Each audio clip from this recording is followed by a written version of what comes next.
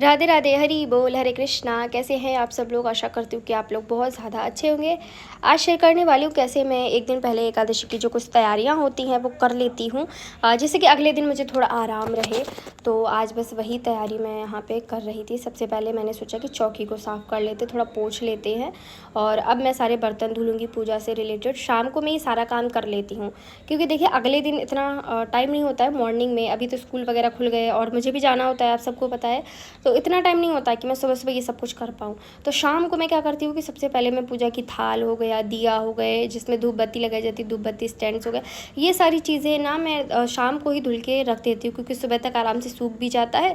और सुबह सुबह इतना टाइम नहीं होता है, क्योंकि ये बर्तन धुलो पूजा वाले, उसमें भी काफ़ी टाइम लग जाता है। तो उससे बेहतर मुझे लगता है कि मैं जल्दी जल्दी कुछ इस प्रकार से सब कुछ करके रख दूँ।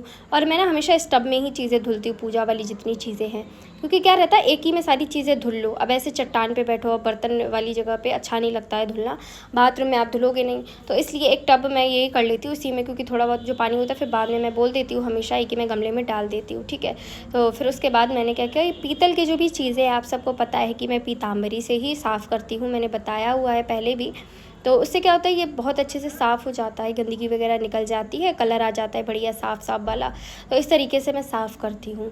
आप लोग भी बताओ, आप लोग किससे ये पीतल वाले बर्तन साफ़ करते हो? मैं तो पीताम्बरी से करती हूँ। अब मैं को रोज़ बर्तन नहीं साफ़ करती हूँ, ऐसे ये धूप बत्ती स्टैंड वगैरह तो रोज़ नहीं साफ़ हो पाते हैं, लिटरली ज़रूरत ही नहीं होती है। और जो पूजा वाली थाल होती है वो ज़रूरत पड़ती है एकादशी को, या कुछ स्पेशल होता है तो ज़्यादातर यूज़ करती हूँ। मेरे पास 2 पूजा वाली थाल है। अगर आप लोगों को पूजा वाले बर्तन का वीडियोज़ देखना है कि मेरे पास क्या क्या चीज़ें हैं, तो आप लोग मुझे कमेंट करके बताना, फिर मैं आप लोगों के साथ शेयर करूँगी कि मेरे पास क्या क्या है।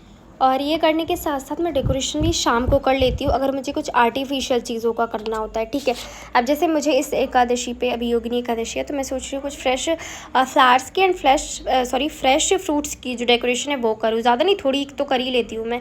तो इसलिए मैंने सोचा कि ये मैं एकादशी को ही करूँगी, लाइक पूजा करने के बाद भी कर सकती हूँ, पूजा करने से पहले भी कर सकती हूँ।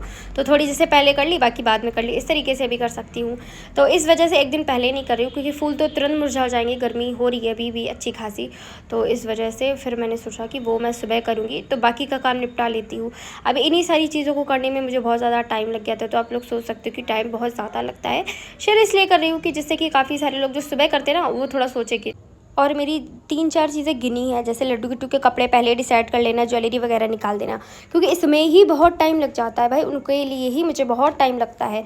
तो ये सारी चीज़ें मैं कर लेती हूँ, निकालना, मंदिर साफ़ कर देना, एक दिन पहले ही मंदिर को साफ़ कर लो, शाम को सुबह बस कपड़ा मार दो, चौकी वगैरह लगा देना जगह साफ़ करके। इस तरीके से कुछ काम जो है मेरे बर्तन वगैरह धुल देना, ये 3-4 काम मैं कर लेती हूँ दिन पहले ही। वो चौकी पे मैं लड्डू किट्टू को ही बैठालती हूँ, भगवान जी को तो मैं मंदिर में रहते हैं वहीं पूजा कर लेती हूँ। मैं विष्णु भगवान की पूजा करती हूँ एकादशी वाले। चौकी पे आसन आप अपने अकॉर्डिंग लगा सकते हो, ठीक है। तो अच्छा है, जैसा भी लगाना चाहो, मैं तो यही लगा देती हूँ। अभी हमारे यहाँ ग्रीन मैट बिछी रहती है ना, तो वो बहुत टाइम से बिछी है। तो क्या है, फ्लावर की पत्तियाँ होती है, कुछ भी चीज़ें होती हैं यार, वो गिर जाती है ना तो बहुत ख़राब लगता है। तो मैं सोच रही हूँ उसको चेंज करते हैं, कुछ और लगाते हैं नीचे साइड में चिकना चिकना सा, जैसे कि आराम से पोछा वगैरह मारती रहो। मैट पे भी मार देती हूँ, पर वो चिपक जाती है धूल वगैरह, तो बहुत गंदा गंदा सा लगता है, जबकि ये धुल भी चुकी है फिर भी। तो अब कपड़े मैंने ये निकाले थे, अभी मम्मी मेरी मामा के घर गई थी तो वहाँ से वो लेके आई थी 2-3 जोड़ी, तो मैंने कहा ये वाले आज निकाल देते हैं। और ये घी वाली बाती निकाली मैंने, जिससे कि सुबह बाती वगैरह भी नहीं बनानी पड़ेगी, फटाफट से हम वो भी कर लेंगे। और अब मैं बैठकर आराम से लाला के कपड़े जो 90% मैं पूरा ट्राई करती हूँ कि एकादशी वाले दिन लाला को नए कपड़े ही पहनाए जाएँ। और ज्वेलरी वगैरह है, पगड़ी है, इतना देखो हमारे यहाँ नया नहीं मिल पाता है, कपड़े तो बड़ी मुश्किल से मिल पाते हैं, अच्छे नहीं लगते, कहीं कुछ होता है। तो इस वजह से मैंने इतनी ही चीज़ें निकाली। अभी आप देख सकते हो कि मैं यहाँ पे ढूंढ रही हूँ कि क्या पगड़ी से, मतलब कौन सा पगड़ी पोशाक से मैच हो रहा है। अभी साइज़ का दिक्कत हो जाता है, अब दोनों में से किसी कौन सा साइज़ आएगा ये कन्फ्यूज़न रहता है, कितना मैच हो रहा है, क्या हो रहा है। तो मैंने सोचा 2 ऑप्शन करके निकाल लेते हैं। तो मैंने ये बॉक्स लिया, इसमें सारी चीज़ें इकट्ठी कर ली। तो सबसे पहले ये देखो लाला के कपड़े हो गए, उसके बाद ये रेड वाली पगड़ी तो फिक्स हो गई कि यही होगी, चाहे लड्डू को लगे चाहे किट्टू को।